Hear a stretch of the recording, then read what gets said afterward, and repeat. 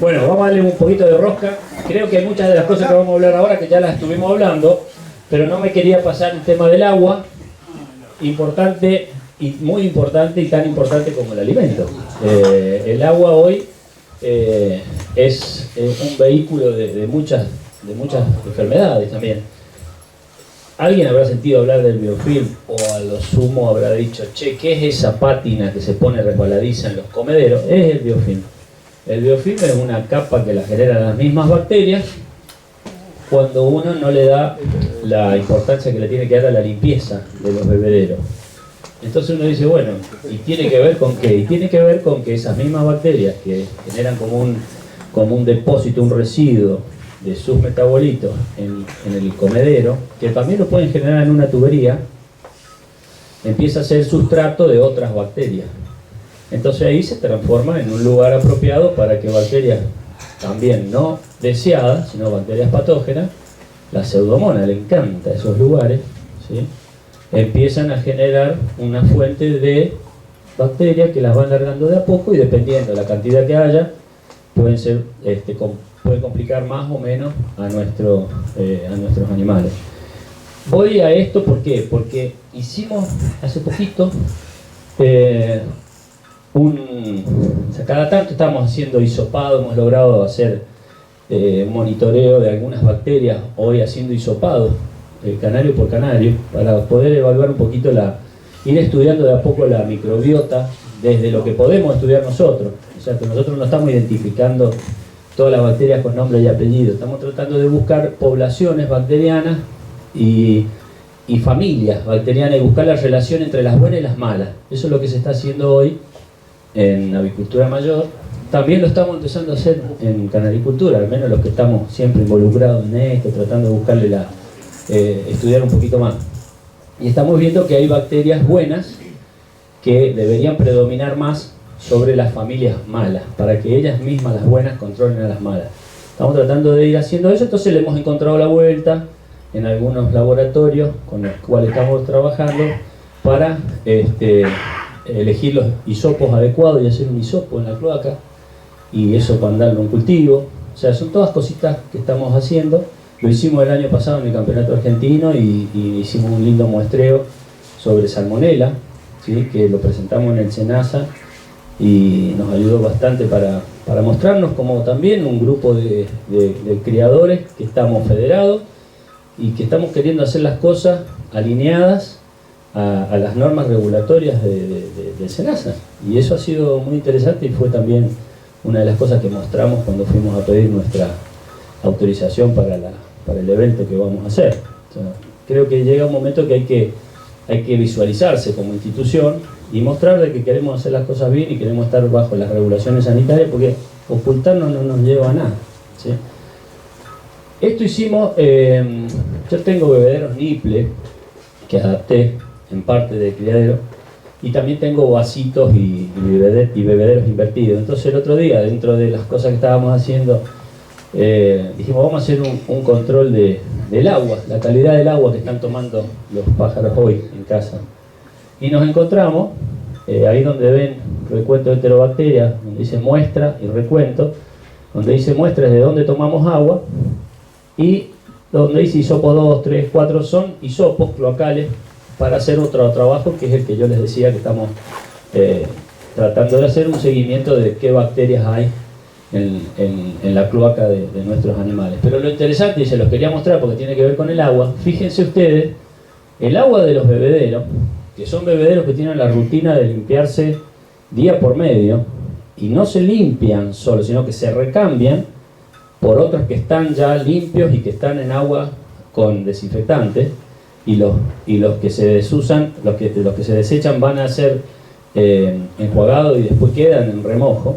Quiere decir que son bebederos que día por medio se limpian, no es que se enjuagan y se vuelven a cargar, sino se sacan de un lugar donde estaban limpios, en remojo con agua con lavandina, y se les echa agua, sacamos agua de ahí y sacamos agua de la red de los Nipple para ver si había diferencias en el conteo bacteriano.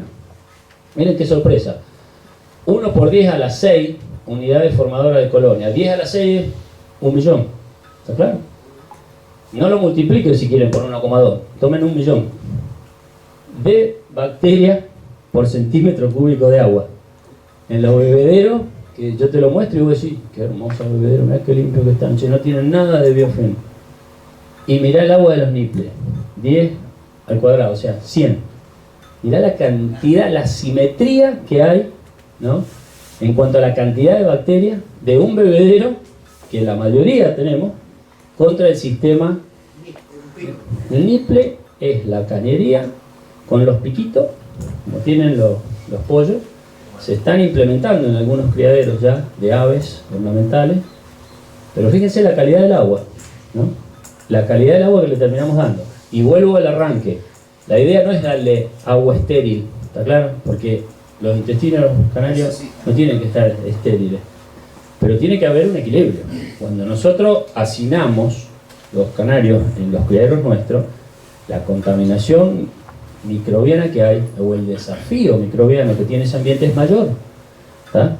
Entonces, ¿dónde puede generarse un problema? ¿Del agua que toma un criadero?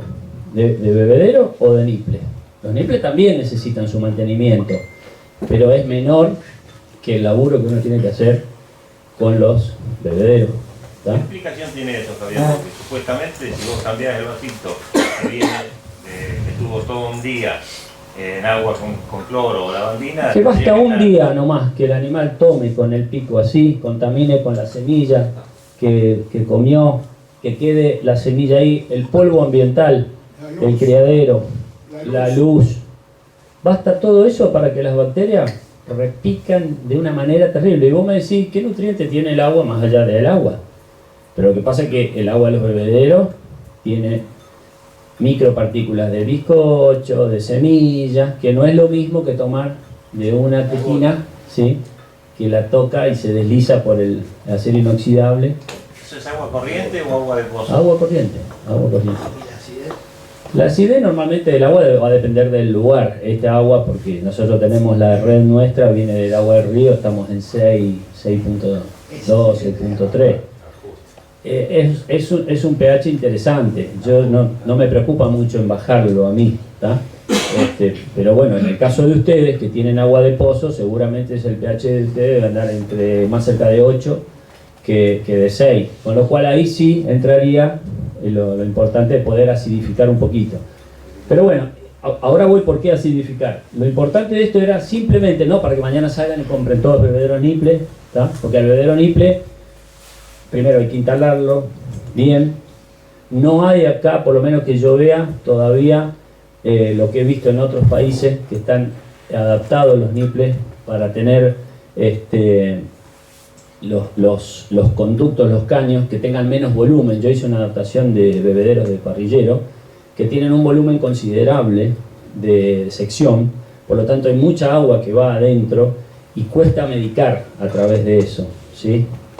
¿Por qué? Porque no me garantiza a mí que quede la solución que hago de medicamento perfectamente distribuida. Entonces, como yo trato de medicar, cuando tengo que hacer una medicación puntual, corto los niples y pongo vasitos, ¿sí?, está muy estricta la medicación, pero yo trato de sacar ventaja de los niples por la calidad de agua, ¿tá?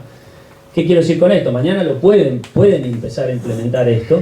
Tengo criadores que lo han adaptado, han traído cosas de otro lugar, tetinas más chiquitas también.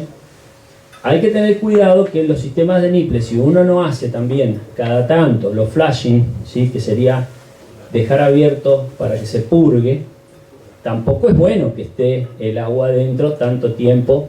El flujo que puede generar de consumo en un criadero de canario, en un bebedero de niple que tiene una sección, en un bebedero de pollitos que tiene una sección de 1,5 por 1,5, es mucho menor que lo que puede generar el consumo de pollitos bebés. ¿Me siguen, no? Por lo tanto, si nosotros tuviéramos cañerías más chiquitas, tendríamos un flujo más interesante. Supongamos que usted está corriendo con una ventaja en haber puesto pico niple de pollito. Sí, sí. Y conducto grande. ¿Por qué? Y por la circulación, digamos, al momento de purgar y todo eso. No, al momento de purgar sí, pero yo tengo que purgar quizás con más frecuencia de la que podría purgar si tuviera secciones más chicas para criadero. De 5 milímetros. De 5 milímetros. Claro, bueno, bien, perfecto. Mangueritas. Bueno, ¿son mangueras transparentes? No, negras. Bueno, igual entonces a esas mangueras no hay que dejar de hacer el flashing y cada tanto pasarle, agarrar el depósito, levantar los nipples, no sé si los tenés para levantar o cómo los tengas. Bueno, los podés levantar y le pasás una solución de ácido acético un poco más concentrada o de vinagre, ¿tá? Lo dejás actuar a lo mejor en el nipple, que no tengan acceso los canarios, y lo dejás actuar durante 24 horas al ácido acético, y después haces el flashing y te limpia también de una manera muy eficiente la parte interna de las cañerías. Si el depósito le meto proporcionalmente un poco de amonio. Sí, también, cualquiera, o glutaraldehído o amonio, un buen desinfectante que vos lo puedas hacer y que tengas la certeza que también te quede en la cañería un tiempo, ¿sí? Que los canarios no tengan acceso porque vos vas a aumentar la concentración del amonio y del glutaraldehído, porque vos podrías poner amonio y glutaraldehído en una proporción mínima para que incluso el agua la tomen con eso. Pero como la idea tuya es barrer con esas posibles, a lo mejor, bacterias que pueden generar un biofilm también adentro, el día que vos decís, bueno, una vez por mes hago un flashing y después hago una limpieza de las tuberías, ahí le aumentás la dosis del glutaraldehído, del amonio, al depósito, lo haces bajar, cerrás todos los extremos, lo dejás actuar mediodía y después haces un buen flashing, limpias todo, impecable. ¿Tá? Eso, ojo, el agua, en la medida que mejoremos la calidad de agua, vamos a mejorar muchas cosas que nosotros hoy no sabemos por dónde vienen. La pregunta es, volviendo un poquito para atrás, Sí. es a las personas que no tienen ese sistema, ¿qué les aconsejás respecto del agua? No. Yo dije que eso, el 1,2 por día de las 6, venía de bebederos que día por medio se cambian. Yo tengo escenarios, miles de amigos míos, que me enojo y me recontra enojo, que me dicen, no, pero yo enjuago y pongo enjuago. Bueno, flaco, capaz que en vez de día a las 6, lo tuyo de día a las 12. Yo no digo que va a tener problemas, porque vos ahí nomás me apurás, me decís, no, pero a mí me va muy bien, está bien. El día que tengas problemas, lo primero que voy a objetar yo va a ser la calidad del agua, porque más de una vez hemos sacado muestras de aguas con mucha contaminación y nos encontramos con aquellas bacterias que están allá arriba, que dice Klebsiella, por ejemplo. ¿Sí? La Klebsiella hoy es una de las bacterias que más está apareciendo en todos los hisopados que estamos haciendo de cloacas en nuestras aves, y son las que más están apareciendo en los problemas de mortandad de pichones los primeros días. Y difícil de muchísimo. Muy compleja la tipa, ¿sí? Porque es una bacteria que está dando mucha resistencia a los antibióticos que tenemos en uso. Algo habremos hecho mal, porque está dando muchísima resistencia, pero también es una bacteria que era y es parte de la flora. No es que vino de otro lado, de otra galaxia y se instaló. Aumentó en proporciones importantes, y después les voy a mostrar unos trabajos que tienen que ver con lo que hicimos nosotros, que se han hecho en otros países, en Italia, por gente que ha puesto guita, hizo muy buena investigación, que coincide con lo que veníamos haciendo nosotros, así, mirando qué hacer, coincide con eso. En una charla yo lo mostré, pero después se lo voy a mostrar. Pero lo que voy es eso, o sea, yendo a la pregunta tuya, démosle énfasis a la higiene y a la calidad del agua. Insisto, no necesitamos que sea estéril el agua, pero muchachos, nuestros criaderos, el ambiente nuestro ya se contamina con el solo moverse un poquito, poner una placa de Petri para ver la cantidad de hongos y bacterias que están en el ambiente. Si al agua nosotros cada vez la reforzamos con más, los problemas se pueden agravar. En definitiva, podríamos decir que limpiar los vasos todos los días y cambiar el agua todos los días. Si yo tuviera pocos canarios, yo lo haría con total. Si tuvieras mucho también. Sí, bueno, lo que sucede es que si tuviera mucho tendría que buscar sistemas que también acompañen a la practicidad, por eso los bebederos limpios. Supongamos que, a ver, te pongo un ejemplo, yo tengo 100 jaulas y cambiar los vasos de agua todos los días me lleva 30 minutos, Sí, no lleva nada. 35 minutos. Bueno, bienvenido, está perfecto. O sea, digamos, cambien el agua todos los días. Sí, Yo Aquellos tengo que no poco, pero tienen cambio sistema todos de los limpio, días. prueben con eso. Todos los sí, días. sí. El agua y los vasos. Y los vasos. Sí, obviamente. Sí, cambio los vasos todos los días. yo. Exactamente. Tengo Eso es una maniobra, un manejo espectacular. Espectacular. Y es más, hay Es simple, soluciones. es simple. Hay soluciones de amonio cuaternario, que es un detergente bastante suave, que ustedes lo pueden poner hasta de manera permanente en el agua de bebida, como un mecanismo para evitar que se forme el biofilm. ¿Está? ¿Y el ácido ascórbico? La mayoría de los acidificantes también ayudan en eso, o sea, ácido ascórbico, ácido acético, hay algunos ácidos propiónicos también. Una gota de cloro puro por litro de agua. Ya vamos a hablar del cloro. Esto tiene que ver con el cloro, justo.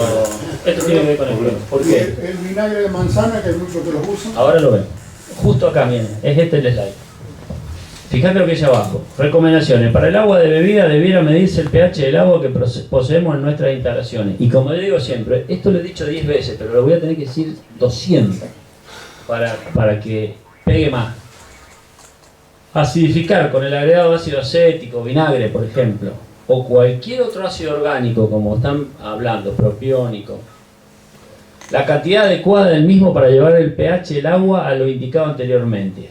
Fíjense, miren, el cloro, la partícula que es bactericida es el ácido hipocloroso, que es ese que figura HClO. Ajá. Esa partícula de cloro es la que es bactericida, ¿sí? Pero solamente con un pH entre 4 y 5 es cuando tenemos las mayores concentraciones de esa parte activa del cloro trabajando como bactericida. Si yo no tengo el pH de 4 o 5, fíjense con un pH de 8 o de 8,5, como puede ser el pH que hay acá en esta zona, agua de pozo, aguas duras, o en San Juan, por ejemplo, donde yo criaba allá. ¿Qué cantidad tengo de ácido hipocloroso? Nada. ¿Ah? El agua mineral tiene que ser pH. Bueno, agua mineral, pero de pronto, ¿para qué quiero agua mineral? Si lo que no quiero es que tenga demasiados minerales. Lo que pasa es que no tengo agua. Claro, entonces, bueno, pero lo que puede suceder es que el agua mineral tuya sea mineralizada con los minerales que nosotros podemos necesitar y no con otros minerales que de pronto no son los que queremos. ¿Tá? A lo que voy es, sea agua mineral, medí el pH, ¿sí? Para el caso nuestro que queremos que vaya a lo mejor con que el cloro tenga efectividad cuando lo estamos utilizando, incluso ya sea el que viene en la red o el que queremos utilizar para desinfectar, pero acidifiquemos un poco el agua. Entonces busquemos para el agua de bebida, por ejemplo, cuál es, dependiendo de la zona donde estoy, cuál es el pH o qué cantidad de ácido acético tengo que poner para que mi pH llegue a 4 o 5. Yo diría 5, más que nada, no hace falta irse tan a 4 porque como somos los criadores de canarios y todos los avicultores, siempre le ponen un poquito más. Entonces no va a haber uno que le va a echar la duda, vamos a llegar a 2 y vamos a tener los canarios orinando como locos, los manchones de agua que va a decir, che, loco, estoy acidificando. Sí. Siempre es así, porque siempre fue así esto. Una anécdota cortita en un campeonato argentino, se equivocaron, en vez de darle agua vitaminizada, que era de color amarillo, usaron el bidón de cloro puro. Ah, ¿ves? Y le pusieron como, y yo desesperado salí, porque justo lo que le habían dado eran a mis pájaros, y empecé a agarrar los vasitos y a tirarlos. Me Sí. manché todo me manché, pero no hubo un canario que tomara ese cloro puro. Claro. O sea, No. tontos no son. No, eso. No probaron el cloro puro. Claro. No, a lo que voy es que es sencillo, porque uno agarra 4 botellas de agua de 1 litro y podés agarrar vinagre, poner 5 centímetros en una, 10 en otra, 15 en otra. Agarrar las tiritas de pH, lo medís.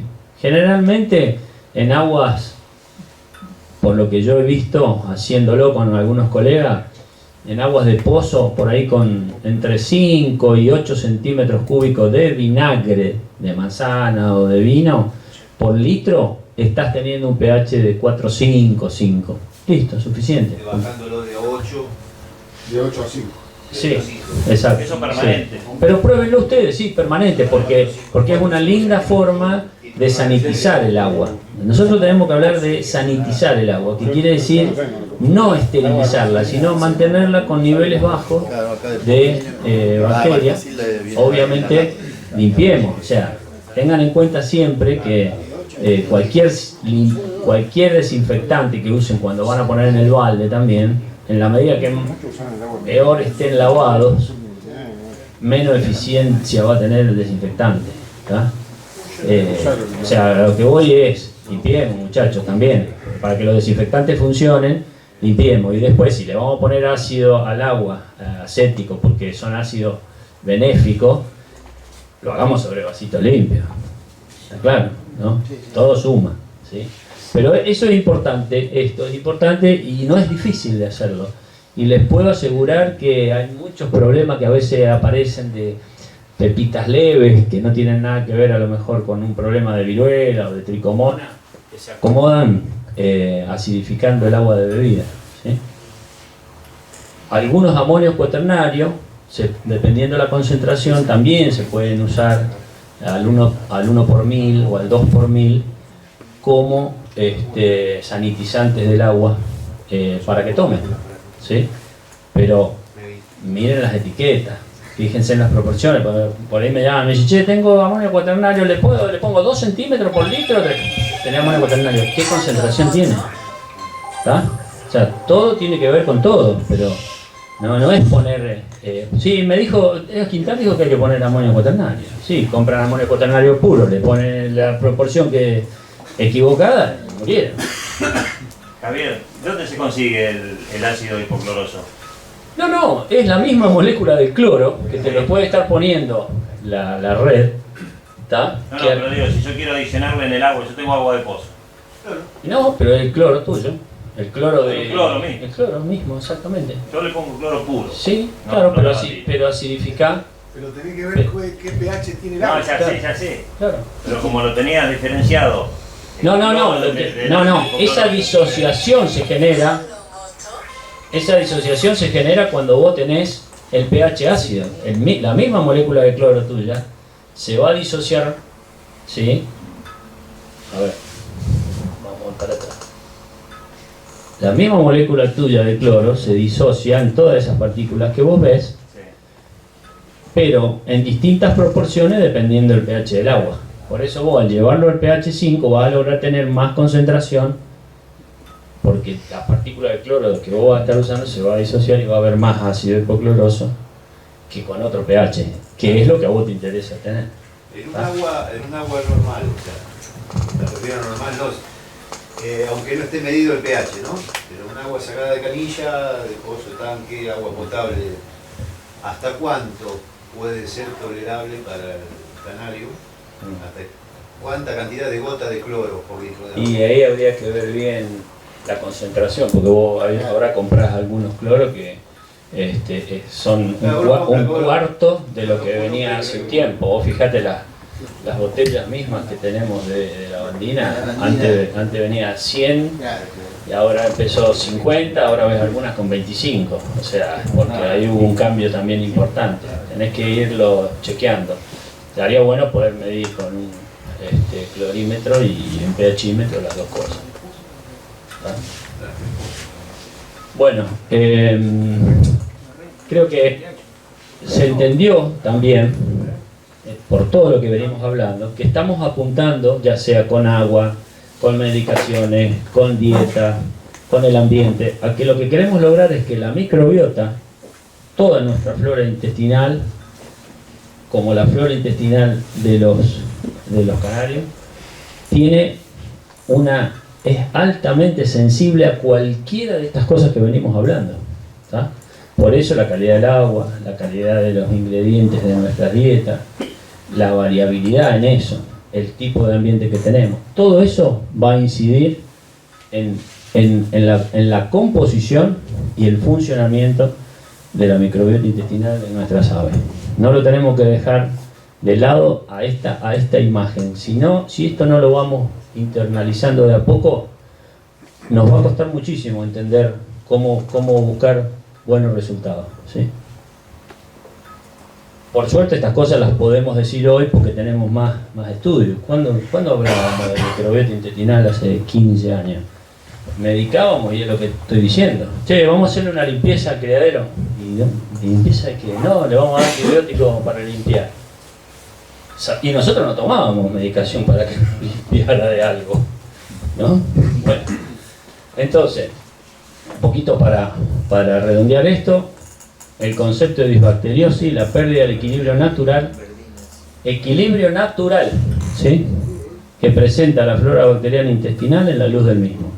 Factores que contribuyen a esa pérdida, dijimos, calidad de agua, calidad de semillas, ¿sí?, micotoxinas en las semillas. Hay factores de calidad de semilla que, bueno, no dependen de nosotros. Si un grano de alpiste cargó mal porque la cosecha es mala, porque el lugar es malo y la composición nutricional es jodida, y bueno, eso ya no depende de nosotros, pero tratemos de lo que está dentro de nuestro alcance, tratar de manejarlo. Calidad de bizcocho lo vimos, cambios bruscos en la dieta lo vimos, ambiencia aparte lo vimos, ¿sí?, estrés térmico y terapias antibióticas equivocadas.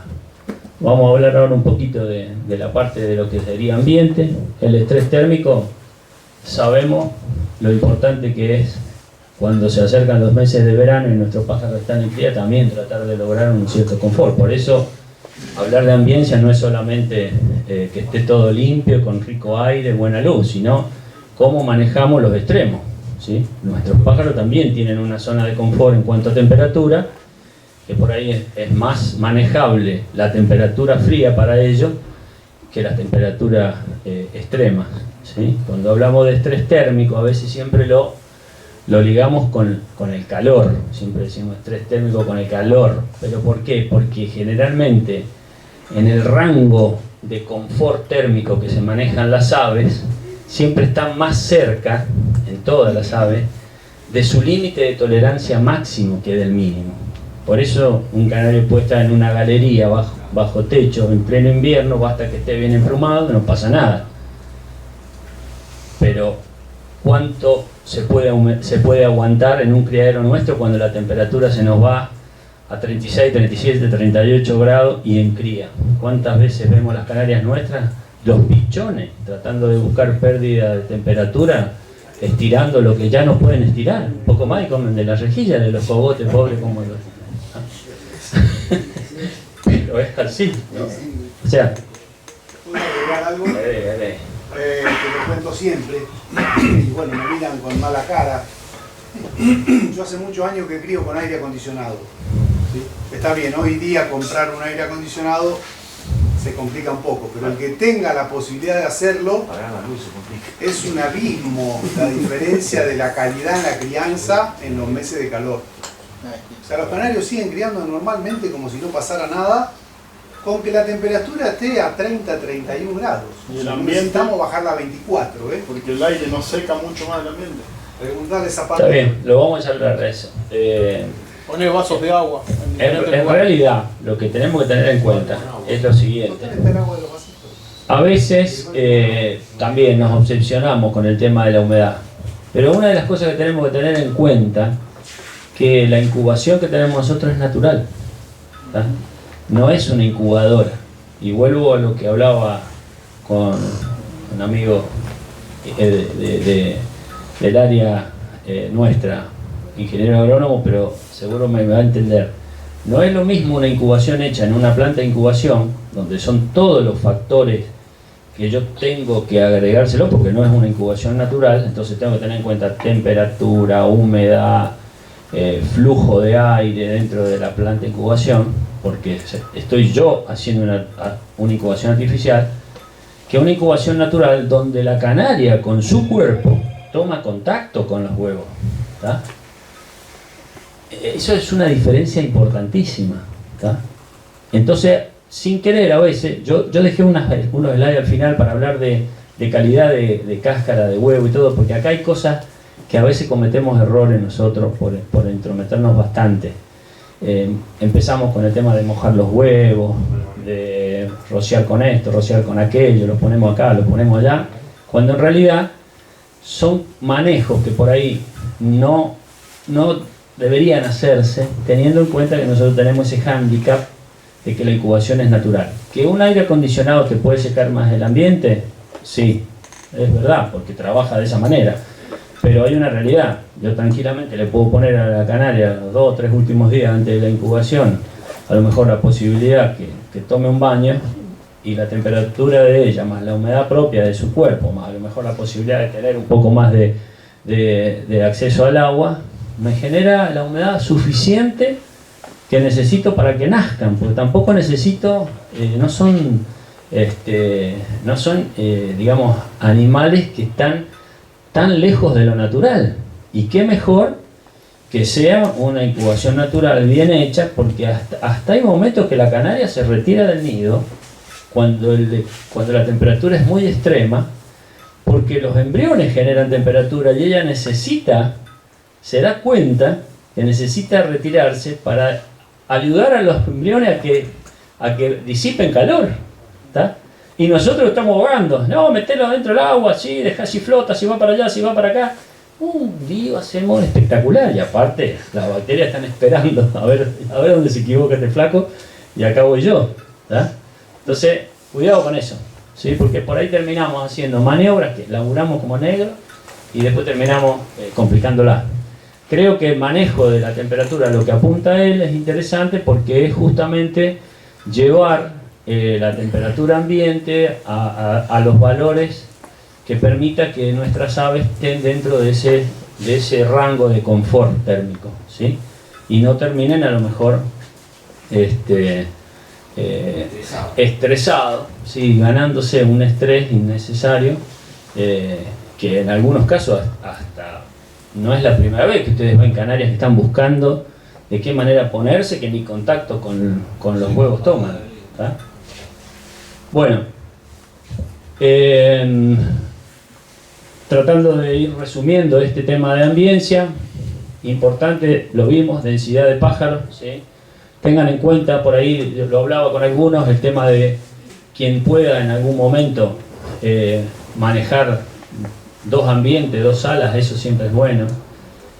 Yo les comentaba a algunos de los muchachos acá, desde que implementé una sala de cría hace 7 años, yo veo la diferencia enorme en todo el aspecto relacionado con el ambiente cuando entra el criadero a cría, porque hay incluso, no por lo que es la homogeneidad en la luz todo el tiempo, sino también la tranquilidad que tienen las hembras siempre, de estar viendo siempre lo mismo, de sentirse seguras en su espacio y no siendo invadidas por pájaros que vamos agregando, ¿sí? y implementos que vamos poniendo, voladoras, carritos o más carritos, porque no hay lugar donde meterse. Entonces, bueno, ahí es donde hay que equilibrar hasta dónde uno puede crecer con el criadero, hasta dónde uno puede poner pareja, porque después hay que recibir los pichones. Y si tu mujer no te da el lavadero, lo tenés que tener en el criadero. Y si te da el lavadero, tenés que comprar el secarropa después para que tu mujer te dé el lavadero. Entonces se complica. Ya me pasó, por eso lo digo. Hay que negociar. Claro, hay que negociar. Pero digo, es importante, y hay algo interesante que yo veo que pasa. Quiero hacer un paréntesis. Sí. El tema de la negociación, que él dice, les aseguro que da resultado, hay que hacerlo. No, parece chiste, pero no es, porque además si lo miramos del otro lado, hasta es justo también. El problema más grande que tenemos en canaricultura es que nosotros hacemos lo que nos gusta y el otro no. ¿Sí? Entonces, es una buena manera, da resultado, pero aparte es justo, ¿no? Que el otro también pueda hacer lo que le gusta y nosotros podamos hacer. Y de esa manera, no solo no hay un rival, sino que hay un aliado. ¿Sí? Entonces, esto de verdad lo estoy diciendo, presten atención y pónganlo en práctica y después me cuentan. Espero que después me vengan a contar y si tenían razón. No era mucha razón. El otro día lo escuché a ustedes hablando que hay que negociar con 15 días de vacaciones, 15. O una semanita. Algo que da muy buen resultado, algo que cuando lo vendés le da la mitad. Otra vez lo digo. No es resultado, ¿no? Bueno, pero quería cerrar con esto, esta parte. Yo veo últimamente, todas las temporadas de cría, que aún arrancando mejor que otras veces, dependiendo de los años, hay como un punto de inflexión en el arranque de la temporada de cría, donde se presenta como que hay una especie de contagio entre todas las yuntas cuando empiezan a trabajar, que yo lo percibo. No sé si es algo loco mío a mi edad que estoy viendo eso, estoy viendo cosas raras, pero percibo eso porque la cría entra con una cabeza digamos, de postura, un grupo de canarios que toman la punta, otro grupo que viene detrás, empiezan a nacer, más que menos, alguna que otra dificultad, pero cuando empieza esa cabeza de postura a nacer, que empiezan los nacimientos, en el momento en que empiezo a darle en la tecla y vemos lo que veíamos, lo que hablábamos recién, esa pasta que la canaria sí la quiere, la acepta, que empiezo a la mañana, que se empieza a generar esos reflejos condicionados, ¿no? Que te ven entrar con el pastón preparando y te están siguiendo a ver por dónde va, se empieza a generar yo creo que es un efecto de colonia, que es contagioso, porque empieza el criadero a trabajar como una colonia, que a veces digo, pero ¿qué tiene que ver el canario en su nidificación ancestral con otros pájaros que anidan en colonia y que crían en colonia, ¿no? Pero yo lo estoy notando, y lo noto desde el momento en que armé esa sala de cría, porque todo lo demás, lo que es repuesto, aves de machos que están de reposición por si se caen, u otras hembras, están en otro lado, incluso los destetes van a parar después a otro lado. Es una apreciación, lo quería comentar, por ahí a lo mejor en otros años me dirán, che, vos sabés, me acuerdo de lo que dijiste, lo estoy viendo, yo lo percibo. Pero bueno, cada uno tendrá que hacer su experiencia. Bueno, este es un concepto que lo venimos viendo, ¿no?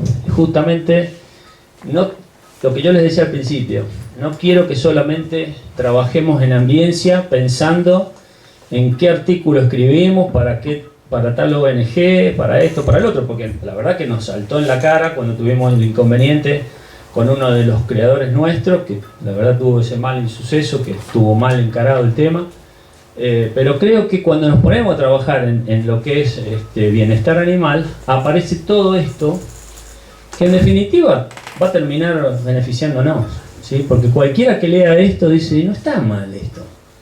¿Sí? Es más, hay palabras que las queremos sacar, erradicar de nuestra terminología, ¿sí? No hablar más de jaula, hablemos de aviarios, ¿sí? Hablemos de aviarios enriquecidos, qué sé yo, si de pronto mejorando la decoración dentro de los criaderos no mejoramos la performance de las aves. ¿Cuántos criadores de silvestres ya en cautiverios que están aprobados por fauna? Uno ve los criaderos y están recontra bien climatizados en cuanto a la estética, a lo que sería la parte decorativa del criadero, tratando de mimetizar los ambientes donde ellos estaban, ¿no? O sus ancestros estuvieron. ¿Y por qué nosotros no a veces en los criaderos nuestros? Claro, no nos entra una jaula, vamos a poner una planta. Pero habría que pensar. Está claro, ¿no? Bueno, entonces fíjense algunas cositas, ¿no? Aviarios enriquecidos con planta, iluminación natural, amplias aberturas, circulación de aire orientada a una renovación constante, extractores de aires complementarios, ubicados estratégicamente, la entrada de aire provista de telas metálicas o plásticas adecuadas. Eso fue una de las cosas por las cuales nosotros pudimos poner en la mesa cuando hablábamos de influenza aviar, la poca probabilidad que tenemos como criadores de paseriformes, que son los canarios, de participar en el círculo, en este circuito de posible vector de influenza. Si tenemos una posibilidad enorme con esta aislación que hacemos, de ni siquiera darnos un lujo de tener un mosquito adentro, porque un mosquito adentro es un potencial vector de viruela, ¿no?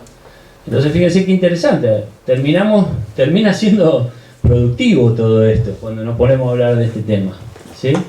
Ni hablar, por ejemplo, como ya les decía, aves alojadas en compartimentos distintos, si es que podemos, y si tenemos esa posibilidad, hasta podemos jugar con el manejo de los animales en distintas épocas del año, pudiendo preparar en la sala de destete los machos durante la época de preparación, para que los machos, sí, de lo que hablábamos hace un rato, acuérdense que no hay mejor estímulo para un ave que el fotoestímulo para el desarrollo de sus gónadas, o sea, de su aparato reproductor.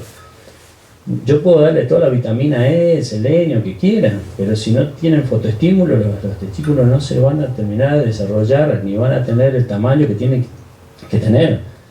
Lo mismo que las hembras, exactamente, la luz, el fotoestímulo, exactamente, el estímulo que genera la luz. Y eso es clave. Sabemos muy bien que nuestra bibliografía, como está copiada un poco de informaciones que tienen más que ver con patologías que se producían por carencias específicas, claro, quedó muy pegada con el tema de que la vitamina E interviene en la formación de los órganos reproductivos, de la espermatogénesis, pero todas las demás vitaminas también. Ahora, si yo no le doy la clave número 1 que tienen las aves, que es la luz como estímulo del desarrollo de sus gónadas, de su aparato reproductor, muchachos, podemos darle las vitaminas que quieran, que no van a poner un huevo ni van a fertilizar nada, ¿está? Javier, Tanto macho como hembra. Sí, tal cual. Hay un detalle que bueno, quizás no se habla de extremada cantidad de horas de luz por día. O sea, se habla de mejoramiento de las condiciones generales de la luz en el criadero y de extensión del lapso de horas diarias un poco. Exacto, sí. Yo ahí es un punto importante.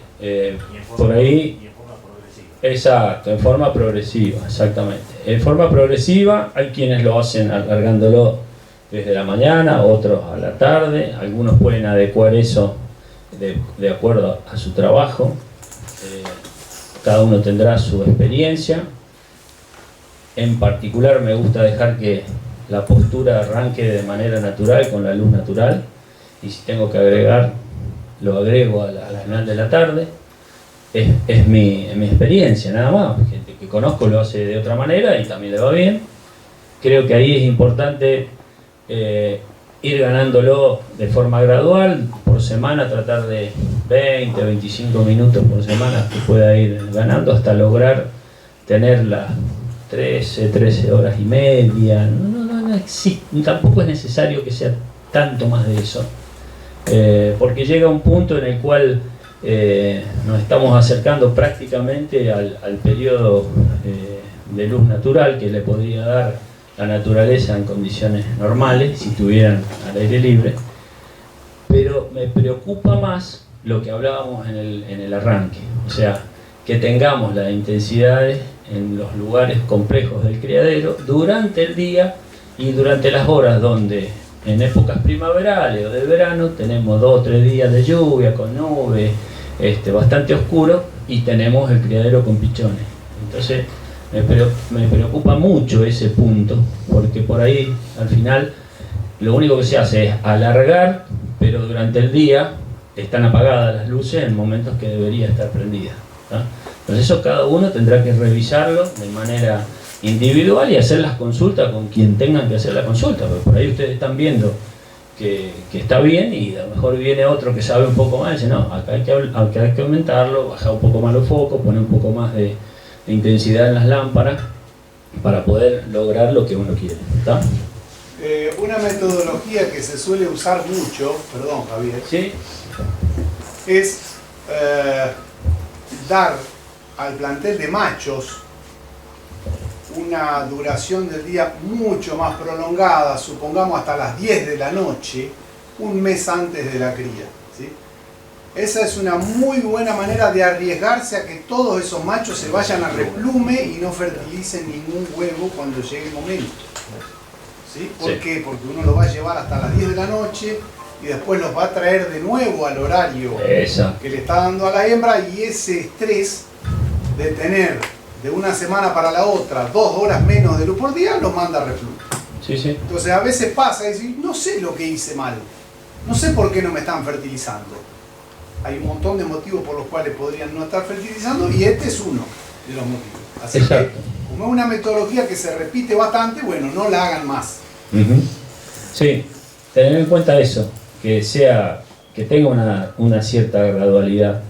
De hecho, en muchos lugares, y por ahí hay posibilidad de separar machos y hembras, como yo les decía, por ahí los machos son los que van recibiendo ese agregado, y las hembras rápidamente, cuando ya uno tiene los machos preparados y decide largar la cría, las hembras terminan acoplándose más fácilmente a ese alargue que venían teniendo los machos, porque a lo mejor son criaderos contiguos, son piezas contiguas, que algo de luz vienen recibiendo las hembras, pero no de la forma que la reciben los machos.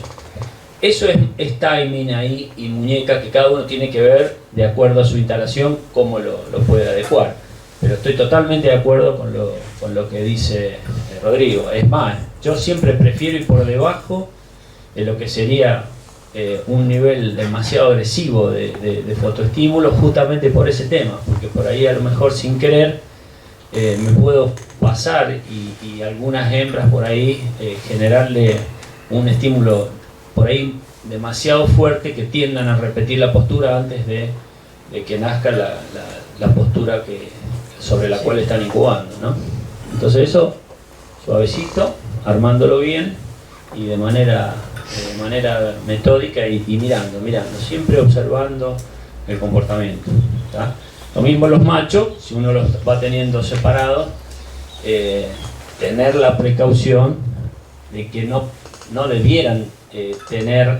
A veces uno dice, bueno, dejo los machos en las voladoras para que se ejerciten, terminan destruyéndose, y cuando entran a cría tienen que utilizar energía para reponer plumas que se cayeron, y es una energía importante que no la tienen disponible para tener en condiciones toda la parte del aparato reproductor. Entonces ojo con eso también.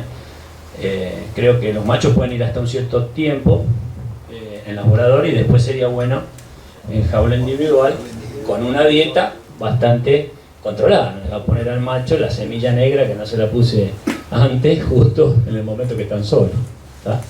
El estímulo lo podés controlar también con la intensidad de la luz, es decir, horas de intensidad o solamente horas. Perdón, ¿cómo? Claro, si suponés que tenés un criadero con mucha luz, es lo mismo que tener un criadero un poquito con menos luz, es decir, la intensidad de esa luz influye o... Yo creo, sí, tenemos que estar dentro de los rangos de intensidad importantes para que generen estímulo, pero es muy importante el tiempo en cuanto se prolonga, más que la intensidad. Es más importante eso. Hay muchos casos de criaderos que arrancan con inconvenientes porque tienen el criadero al lado de la cocina, que fíjate vos, no teniendo la intensidad de la cocina, pero el lavadero recibe una exposición a la luz que los hace activos a los pájaros hasta muy tarde, entrada la noche, y son los criaderos que tienen siempre un replume goteo, siempre hay un replume parcial en gran parte de los pájaros, y no terminan de cortar nunca el replume. Vos esos pájaros te los llevás y les haces sentir lo que es el día y la noche en términos de oscuridad absoluta y luz, y cortan el replume en 15-20 días, listo, ya no hay más replume. Lo cual te está indicando lo importante de que ellos perciban realmente que termina el día y cuándo empieza, ¿no?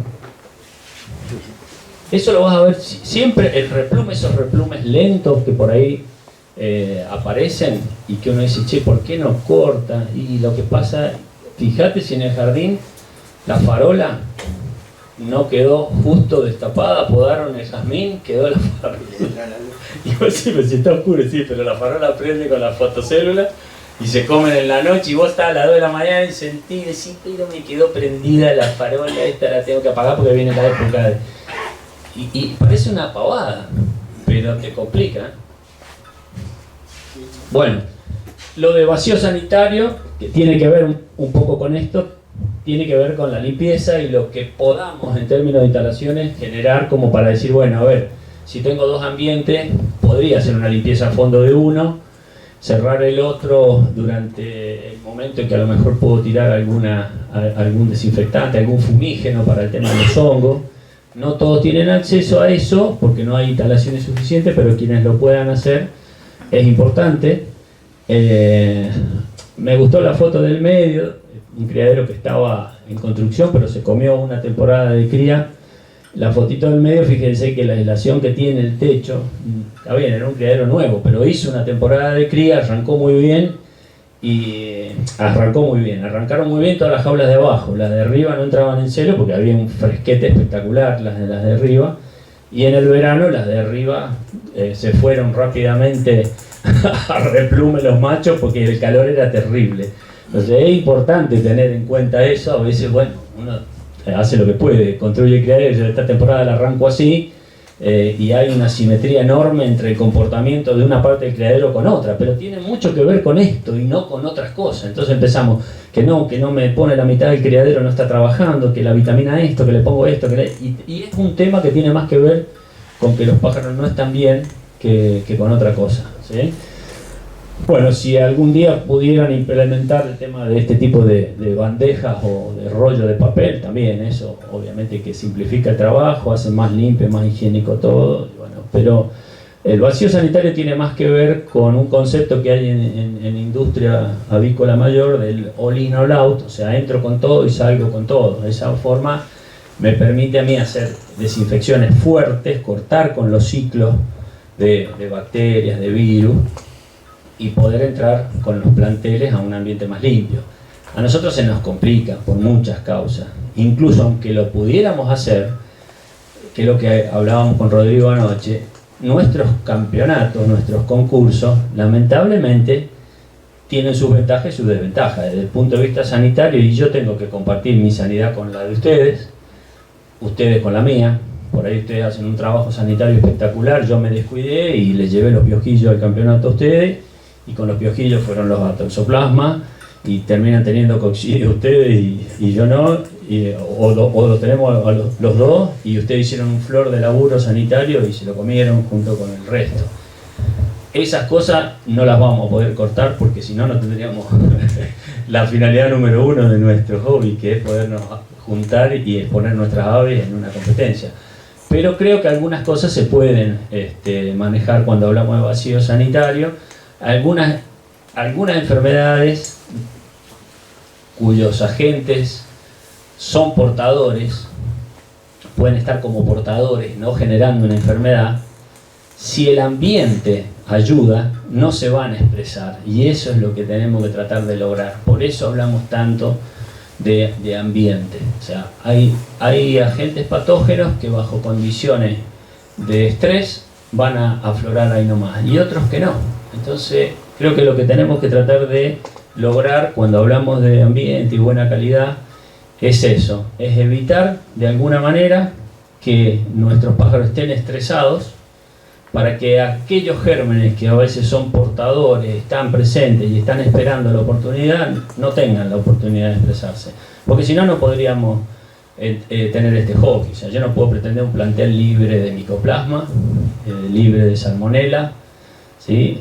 Micoplasma, de hecho, hablamos mucho de micoplasma, hasta ahora no hemos hecho un solo aislamiento en Argentina de micoplasma de canarios, pero presumimos que podemos tener, porque la medicación a veces es específica y cuando medicamos funciona, entonces decimos sí, debe estar dando vuelta, pero no hemos tenido la posibilidad de avanzar en aislamiento, a veces porque la casuística no ayuda o porque la casuística no acompaña con recursos, ¿sí? Con el caso de salmonelas y otros gérmenes sí, porque es más fácil, y de hecho nos estamos dando cuenta. O sea, el relevamiento que hicimos el año pasado, vimos que hay presencia de algunas salmonelas que básicamente no son patógenas, pero están, ¿sí? Que si estuviéramos hablando en otro tipo de producciones, capaz que diríamos no, no se puede permitir. Sin embargo, nosotros, bajo estas circunstancias, podemos de alguna manera decir sí, están presentes con una incidencia así, asado, y nosotros vemos que en nuestros criaderos no generan una patología, ¿tá? Con lo cual ahí está lo que yo les digo, cuando las condiciones nuestras son buenas, todas esas enfermedades cuyos agentes etiológicos pueden ser portadores quizás no se expresen, ¿tá?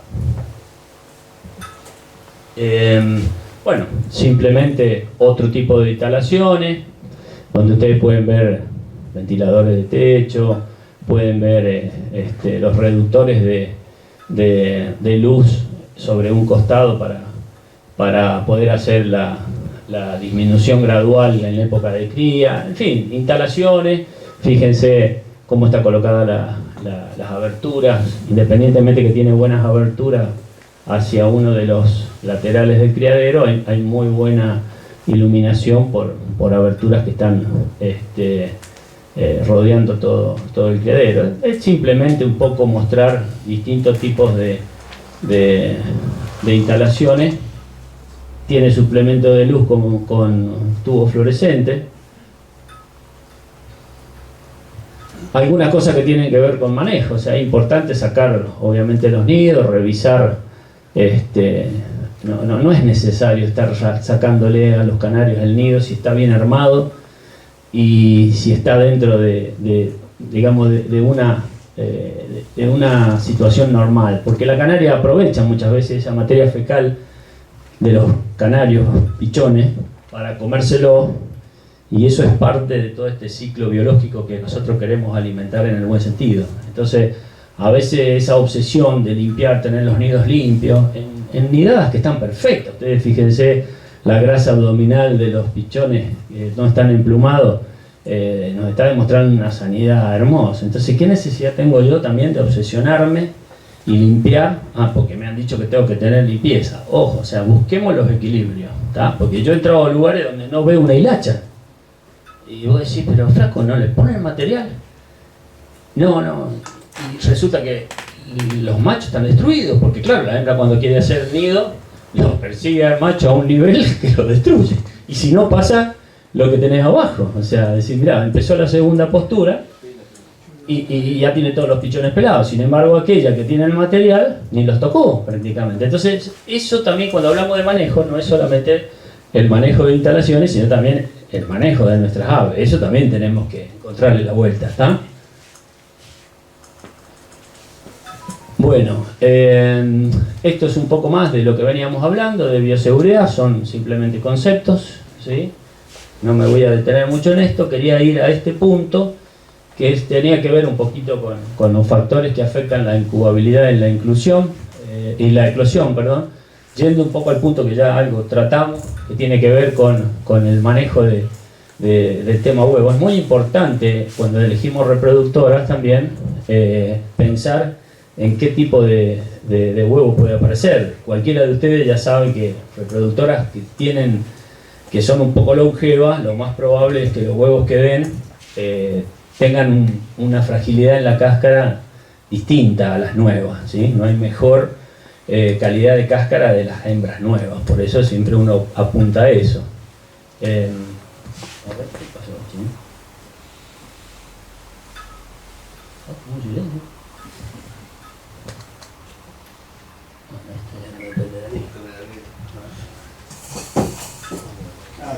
Te lo enchució Germán acá. Tuvimos.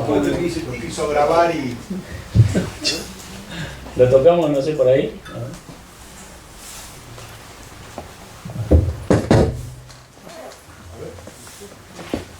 Había estado haciendo un jueguito hace un rato.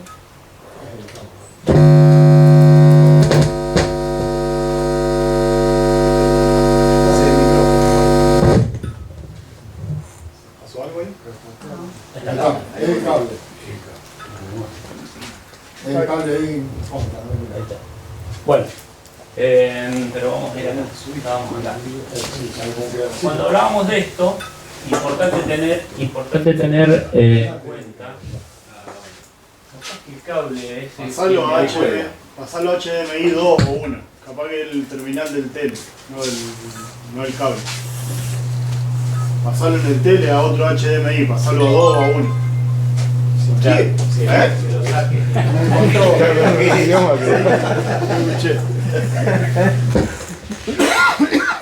Bueno, de todas maneras, mientras se arregla eso,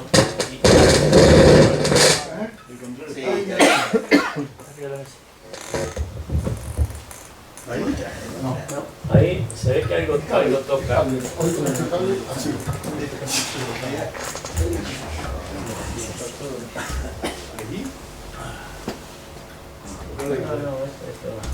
hizo ese jueguito hoy. No, pero mientras vos no te das cuenta, Sí, continuamente, por lo sí, general, hace mejor.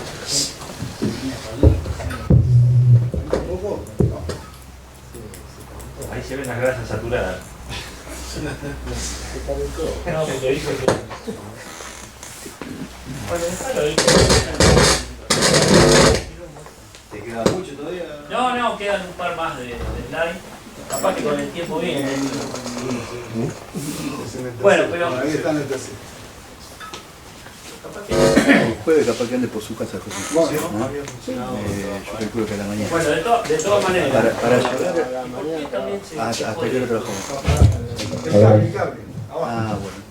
No importa, total, yo me tengo que llevar el pie al ortodoncista. Bueno, la idea era terminar con la importancia de lo que sería el manejo de los huevos incubables, que por ahí, yendo un poco al disparador que tiramos con el tema de la humedad, el aire acondicionado, muchas veces nos ponemos obsesivos con el manejo de los huevos que van a ser incubados y los almacenamos en lugares que por ahí no son los correctos, o empezamos a mojarlos antes de la época de la probable fecha de eclosión, y lo que terminamos haciendo es eliminando la cutícula que tiene el huevo, que es prácticamente como si fuese un moco transparente que se nota cuando lo mojan. A más de uno se le tiene que haber escapado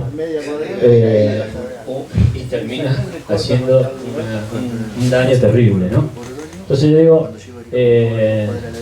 tengan siempre en cuenta que esa calidad del huevo depende mucho, obviamente, del tipo de hembra. La hembra de por sí, cuando está haciendo la postura, está contaminando con su flora bacteriana el huevo en el momento que está transitando. Esa es una etapa muy crítica, por eso es importante también que de alguna manera estén un poco limpios los pájaros, ¿tá? Para evitar que eso de por sí se ensucie. Pero la naturaleza es sabia, la cutícula se termina secando inmediatamente en el momento de la postura, para que sin dejar de que entre y haya intercambio gaseoso, esa cutícula tiene una funcionalidad de evitar el ingreso, controlar el ingreso de bacterias. Si nosotros a eso lo sacamos para pasarle un cepillo y eliminar materia fecal, ya estamos eliminando eso y estamos raspando, y esa cutícula la estamos eliminando, y después estamos generando una vía de entrada espectacular. Entonces, ¿qué sucede? La segunda postura, que es la que a veces por manejo se nos complica, la hacemos arrancar porque ya estamos desesperados, porque estamos viendo que ya viene a poner y están los pichones dando vuelta y la hembra entra, sale, termina ensuciando el nido, ensucia los huevos. Esa parte tiene que ser bastante importante, agudizar el ingenio y ver cómo manejar el destete de los pichones sin perder tampoco, porque la ansiedad nos lleva a olvidarnos de los pichones que salieron del nido, porque ya viene la otra, pero resulta que no le damos importancia a los pichones que salieron del nido, no le ponemos acceso al agua, que sería una de las cosas más importantes que deberían tener rápidamente, porque si hay algo que se deshidratan es en segundos, cuando a lo mejor con la comida podrían aguantar un poco más, pero es todo un momento donde si no manejamos la ansiedad le estamos dando prioridad a la segunda nidada, y los días que nos comimos para destetar los 4 o 3 pichones que están del otro lado los perdemos por un mal manejo de ese destete. Entonces ahí tengamos paciencia, miremos bien cómo manejamos las cosas para no perder ni los destetados y tampoco hacer macanas y perder huevos de la segunda postura que empiezan a ser puestos en un nido que da asco. Con respecto a los días de incubación, que yo he tenido problema, se me ha estirado muchos días. Tiene que ver a lo mejor con el tema ambiente. Lo que pasa que, pero mucho, cuando vos decís mucho, que 2 o 3 días, más no creo. Sí, 17. Sí, bueno, hay que ver en qué momento arranca la incubación de la hembra, básicamente. Ese que por ahí a veces uno trata de anotar y de ser lo más prolijo y y lo cuenta de una manera muy exacta, muy matemática, y biología 2 más 2 no es 4. Entonces por ahí a lo mejor, aún estando la hembra echada, no tiene su temperatura de incubación importante, esa fiebre de la incubación no la adquirió, y a lo mejor sí, lo puso los huevos o la vez echada, pero sin embargo ella no está transmitiendo esa temperatura, y por eso la incubación demora un poco más. Y ahí es donde tenemos que manejar la ansiedad y tratar de que no nos desborde. A ver si podemos, me da miedo tocar esto. Bueno, esto es parte de lo que hemos estado hablando. Calidad de la cáscara, importante por esto, ¿sí? Intercambio gaseoso, conductancia o porosidad funcional de la cáscara, la cutícula del moco protector. O sea, de nada sirve que yo también le haga a la cáscara, en algunos lugares con huevos más grandes de otras aves, se pueden hacer estudios, y hasta después en algunas extracciones se ha, por ejemplo, es muy común cuando se trabaja con huevos de animales SPF para hacer inoculaciones, que después se tapan los pinchazos o la rotura con parafina, pero eso se hace en ambientes de asepsia en laboratorio, ¿tá? Y la incubación sigue. Pensar en hacer eso en canalicultura, muchachos, olvídense, porque nosotros estamos lejos de un ambiente bacteriológicamente controlado, ¿sí? Pero bueno, esto tenía que ver con lo que hablábamos recién, donde se puede contaminar un huevo durante la formación del mismo a través del paso por la cloaca. La formación del mismo tiene que ver con aquellos reproductores que están con alguna patología, ¿sí? Y hay muchos patógenos que se transmiten verticalmente, o sea, en el momento que el animal ya ovula, ya el patógeno entra en el huevo internamente. Otra contaminación se hace a través del paso de la cloaca, ¿sí? Y la contaminación horizontal es la que podemos generar nosotros también, trasladando huevos de un nido al otro. Tengan cuidado, hay hembras que han visto ustedes que si uno las sigue, siempre se le contaminan la postura y no terminan sacando un pichón. Y uno hace un bacteriológico de eso y hay una carga de bacterias importante, y a lo mejor los huevos estaban espectacular, pero siempre terminan con resultados negativos, porque se mueren los embriones por la contaminación. Esas generalmente son hembras que uno las puede identificar y hay que sacarlas del plantel, porque por ahí son hembras que ya están con alguna contaminación interna, y ya esos huevos no son viables.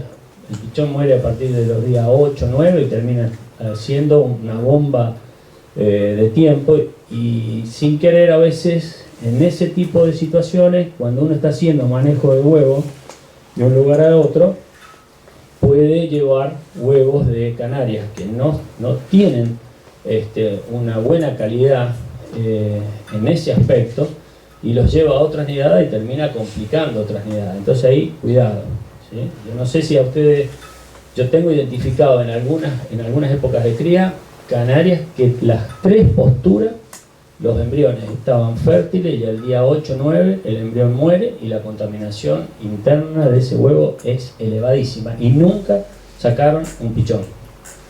No me pregunten por qué, ¿tá? Evidentemente su oviducto ya debe tener una vulnerabilidad a contaminarse con bacterias que después terminan siendo peligrosas para los embriones y te matan los embriones antes de nacer. Javier, una pregunta. Muchas veces los huevos se escachan, o la misma hembra o el macho cuando entran al nido. ¿Hay alguna forma de sellarlo si uno lo encuentra ahí? Es lo que yo te decía, o sea, Pues probado de 1000 maneras, nunca tuve éxito. No, es que el éxito no lo vamos a tener porque ya llegamos tarde. Llegamos tarde porque vos lo podrías a lo mejor sellar con parafina, ¿sí?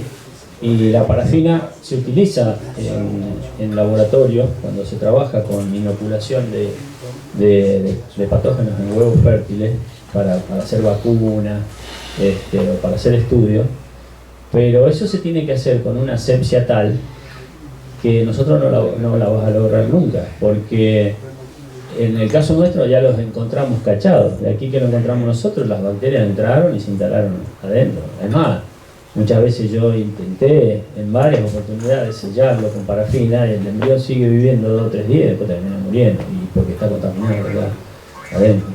¿Sí? Yo por lo menos no tengo experiencia de haber hecho algo de eso con éxito. Yo de muchas maneras, pero nunca. Sí. Es que pasa por la contaminación. Hasta que vos mencionaste la palabra moco, hasta con moco mismo lo sellamos. Ahí podemos ver que ahí la patología. Ahí la patología es del creador. Queda muy selladito, te digo bárbaro. No digo resultado tampoco. La patología es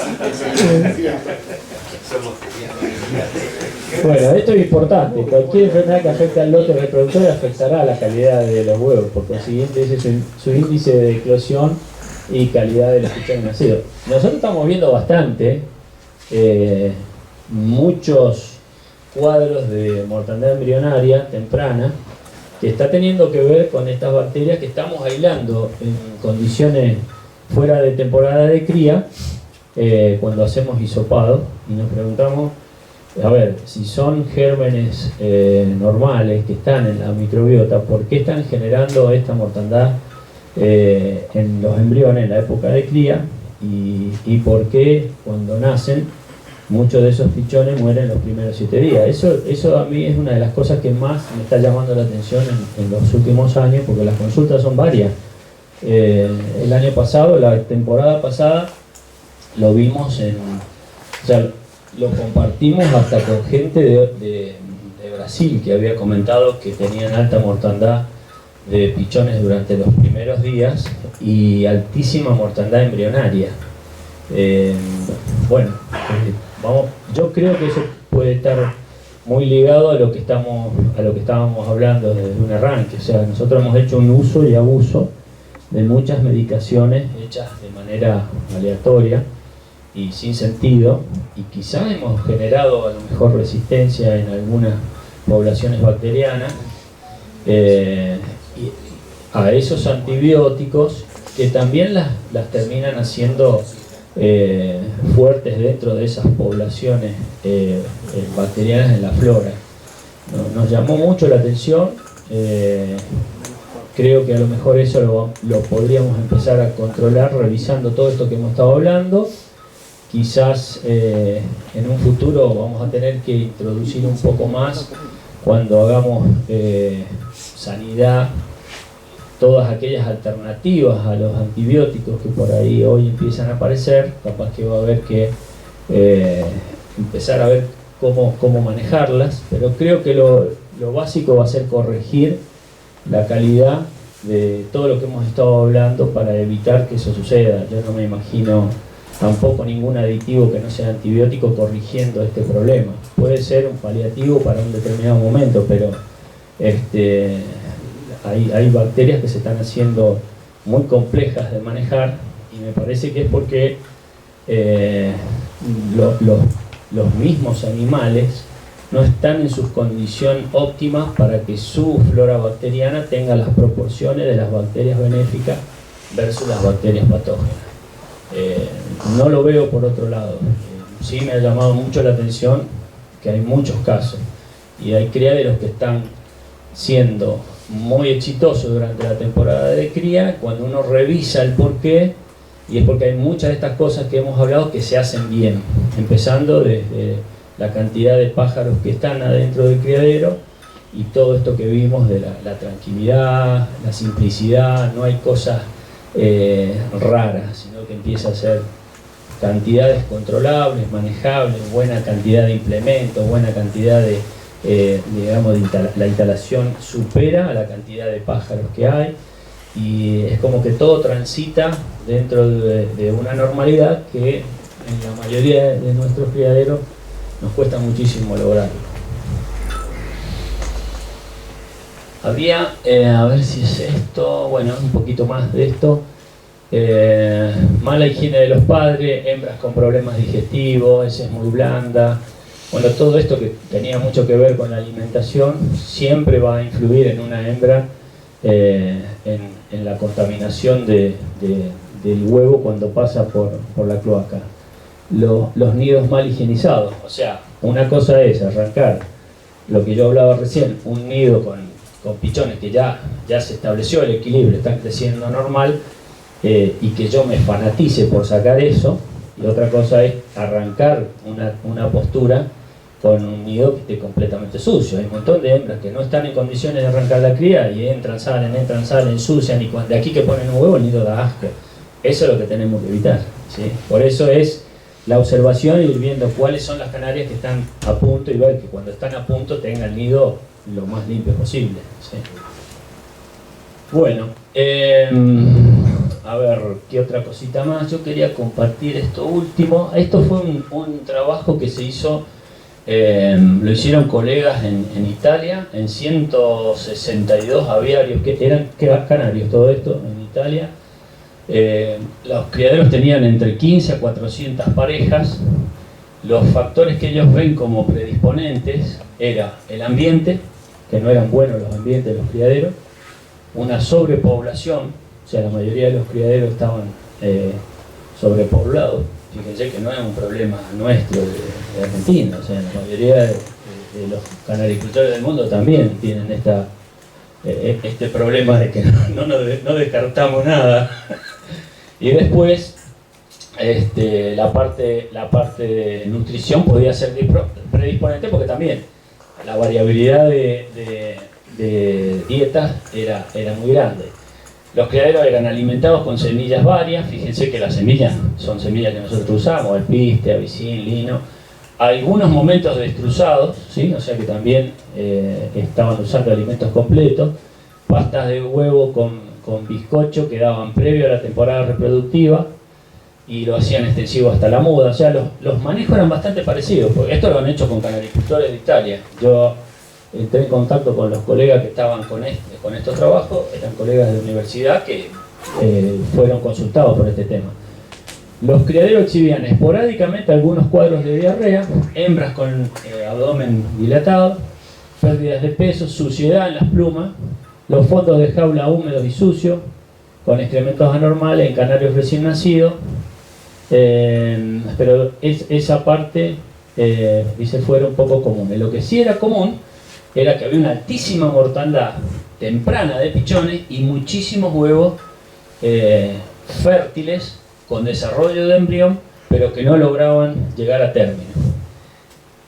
Cuando los muchachos hacen el análisis bacteriológico, empiezan a determinar cuáles son las bacterias que estaban presentes, encuentran que el grupo, dentro de ellas aparecía Escherichia coli, son las que yo las marqué ahí porque tiene que ver después con la antibiótico resistencia, ¿sí?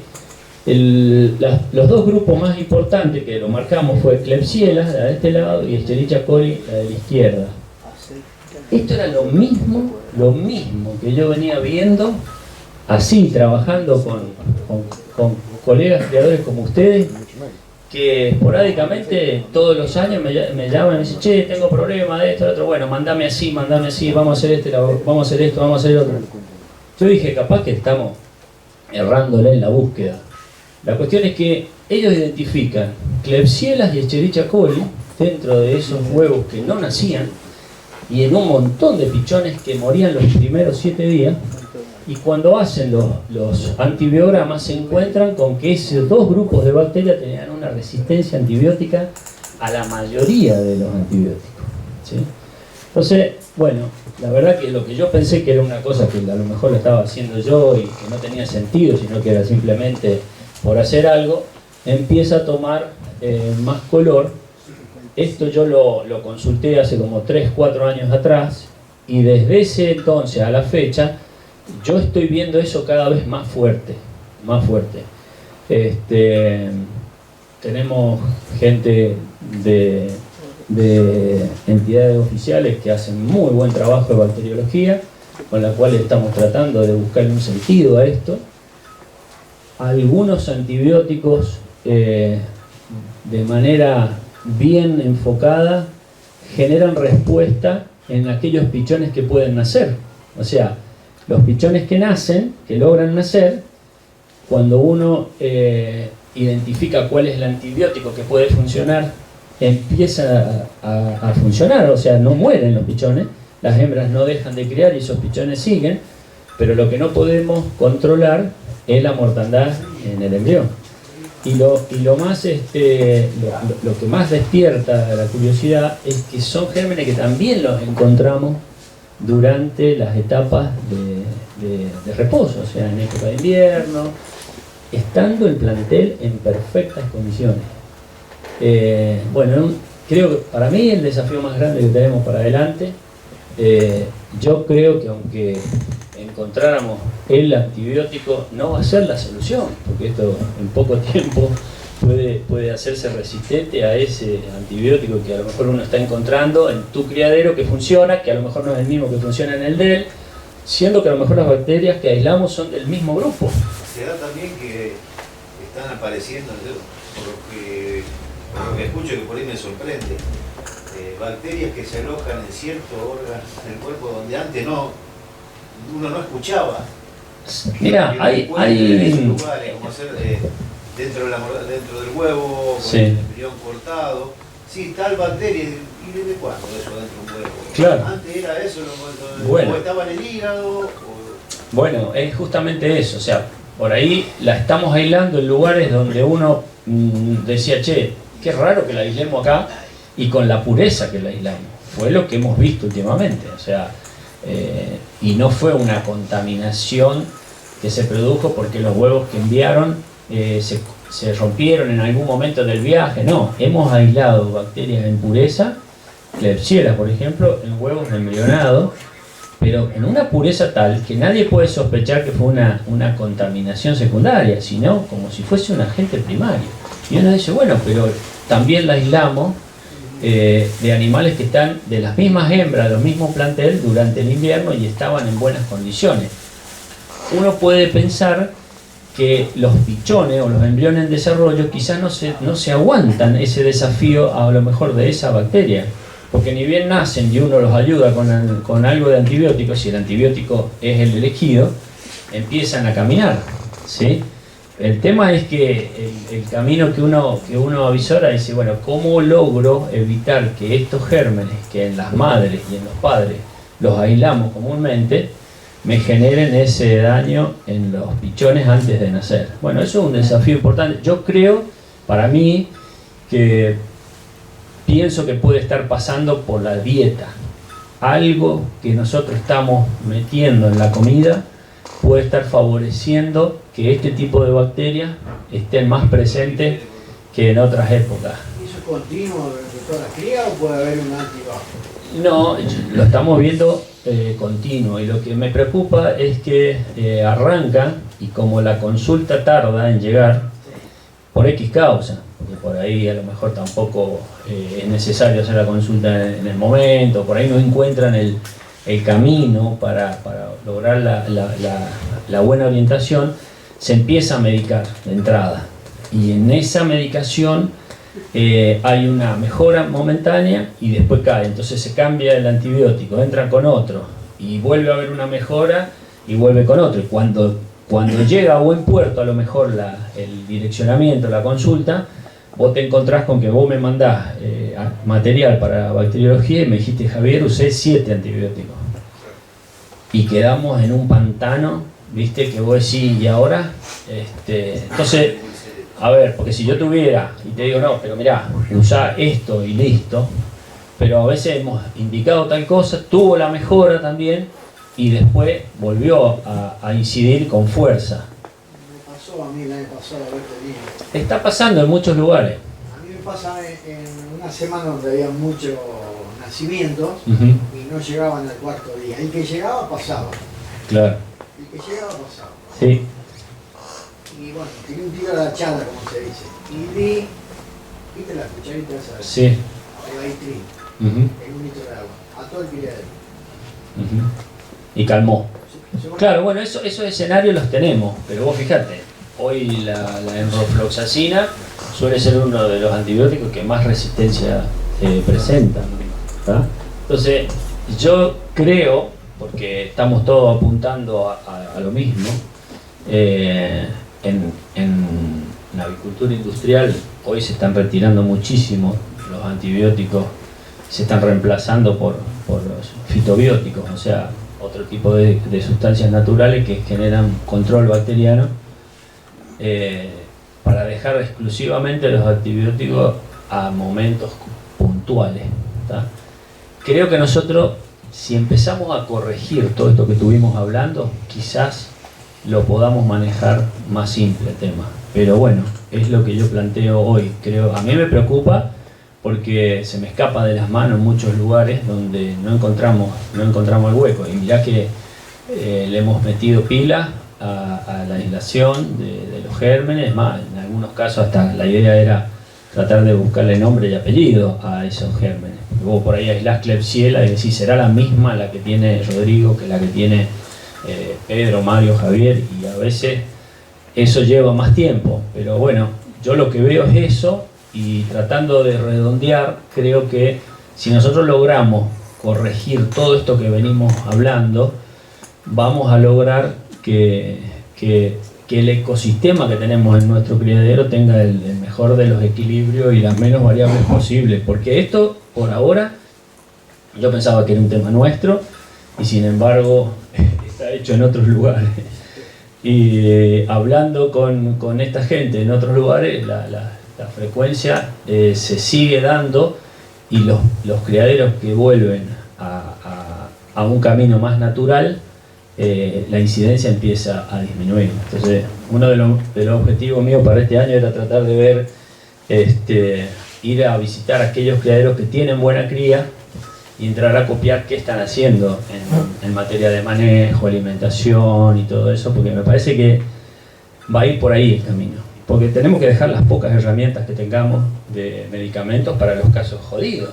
Porque si vos me dijeras, esta Klebsiella que nosotros también aislamos, me lleva puesto el plantel, se me mueren los adultos. No se te mueren los adultos vos los ves y vos decís, estos pájaros no tienen problema. Sin embargo, hay nidadas completas. Yo he visto criaderos que el 90% de los nidos en la primera postura fracasaron todos. Y vos decís, sí, los pájaros estaban bárbaros. Y hemos sacado los embriones, hemos sembrado, y en pureza aparecía la bacteria. Y vos decís, ¿y esto? Todo es sano. ¿Ah? Claro. Sí, bueno, claro, pero vos fijate, o sea, a los adultos no les hace nada, y evidentemente la última fase del embrión se lo lleva puesto, porque vos hacías la ovoscopía a los 11 días y vos veías el movimiento, y a los 13 días estaba muerto. Lo esperabas al 14 porque vos decías, bueno, por las dudas. Lo esperabas al 15 y te llamaba el bacteriólogo y te dice, ¿y? No nace, listo, tráemelo, listo. Y lo sacaba, estaba muerto, enterito, impecable, no estaba fisurado el huevo, nada, sembraba directamente con el embrión en la placa y veías después de la incubación de la placa en pureza. Y vos decís, no puede ser. Entonces ahí es donde uno empieza a pensar más en ecología y en ecosistema y en equilibrio, y ahí te das cuenta por dónde podemos estar derrapando. ¿Será mucha la oferta que hay de cosas? Yo creo que sí, totalmente. Hay un componente a todo esto que está diciendo Javier, y lo digo siempre, que es que el problema más grande que tienen los canarios son los dueños. O sea, digamos, nosotros lamentablemente no hacemos principalmente nada de lo que está diciendo Javier, pero además ni siquiera nos informamos. O sea, a ver, está claro, y ustedes hoy habrán sacado la conclusión de que casi todos criamos de casualidad, ¿no? O sea, en la mayoría de los casos ni siquiera sabíamos que había cosas como las que ha dicho Javier que hay que hacer. Entonces, la parte de la información, de poner en práctica todo este tipo de cosas que nos ha informado él hoy, el tema de la ansiedad, fundamentalmente el tema de la ansiedad. O sea, queremos tener la solución hoy, y eso es imposible. El querer tener la solución hoy nos lleva a no tenerla dentro de 10 días. ¿Sí? Y a no tenerla dentro de 20, y se nos va la cría y no tenemos la solución porque la queríamos hoy. Entonces, la palabra ansiedad no va de la mano con la cría de canario.